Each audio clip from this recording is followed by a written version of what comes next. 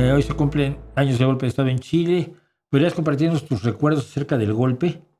También si conociste exiliados en México como Roberto Bolaño. Conocí exiliados, especialmente uno que fue bastante cercano, Rodrigo Quijada, eh, que era escritor, y, y su esposa, Maruja Broughton.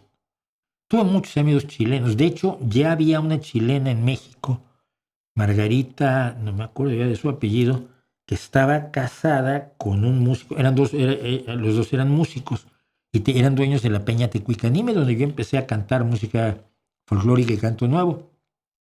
Y entonces, pues evidentemente, cuando se dio el golpe de Estado, fuimos a expresar nuestra solidaridad a Margarita.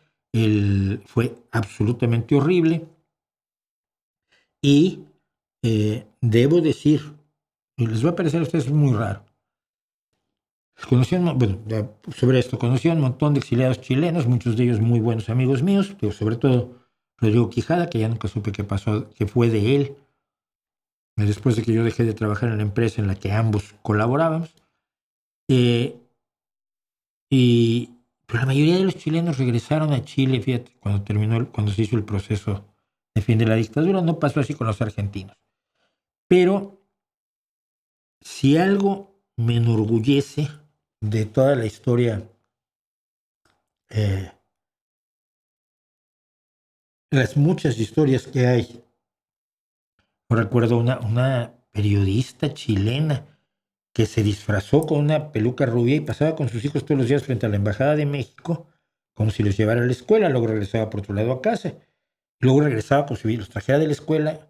Y después de muchos días de hacer esto, ya los soldados chilenos que estaban vigilando la puerta de la Embajada Mexicana para que no se colara nadie, ya la saludaban, ¿no? Entonces un día, y es una hazaña, los huevos que hay que tener para hacer esto. Finalmente un día va con las dos niñas a la escuela y una de las niñas, obviamente lo habían preparado así, se escapa, se mete a la Embajada de México y esta entra corriendo, niña, niña, ven para acá. Por supuesto, no volvió a salir de la Embajada de México, pero como el soldado ya las conocía, no intentó pararlas. Y fue como logró salvar la vida, porque ella estaba entre los que estaban condenados a muerte por lo que pensaban, porque no había matado a nadie, no había cometido ningún delito, ni mucho menos, simple y sencillamente no pensaba como decía. Gonzalo Martínez Curbalá, que fue el embajador de México, me enorgulleció siempre enormemente toda la labor que tuvo como embajador de Chile en México durante el golpe de Estado.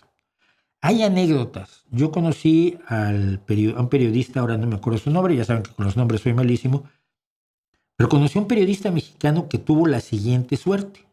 Cuando se da el golpe de Estado, él se mete a la Embajada de México y hace una llamada telefónica a Argentina. Y le contestan a un sitio de noticias. Él quiere sacar la información.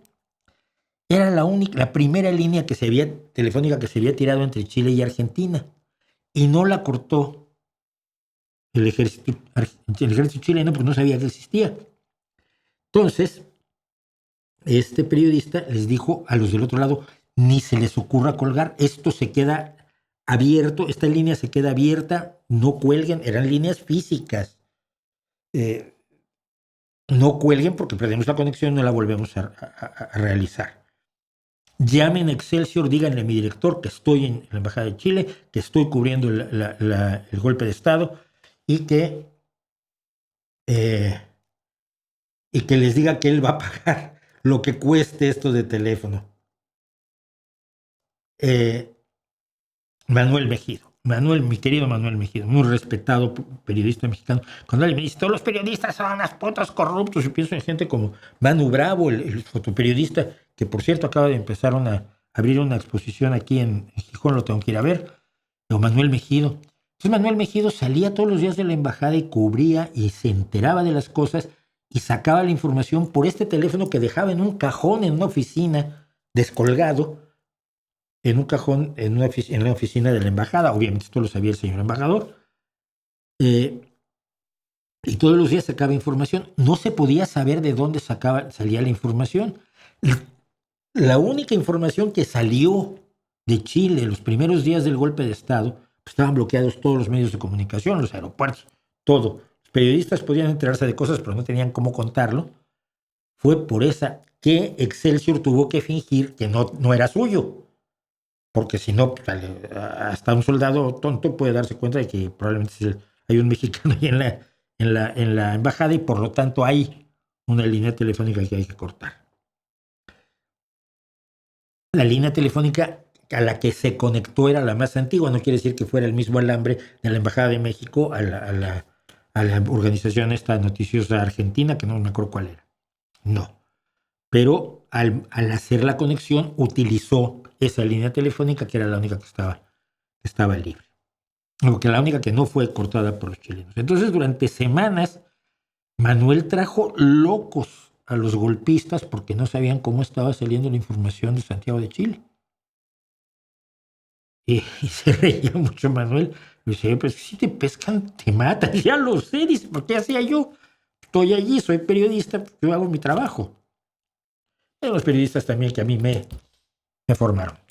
Por recordar algo, yo podría recordar otras muchas cosas, pero esa de Manuel Mejido, me acuerdo todavía la jornada en 2023, contaba, me buscó el nombre, el único reportero que consiguió evadir la censura militar chilena. Y hablaba yo de Gonzalo Martínez Corvalá, que muchos años después, en el 86, me dio las únicas 8 columnas que tuve yo en la vida. Yo era reportero cultural.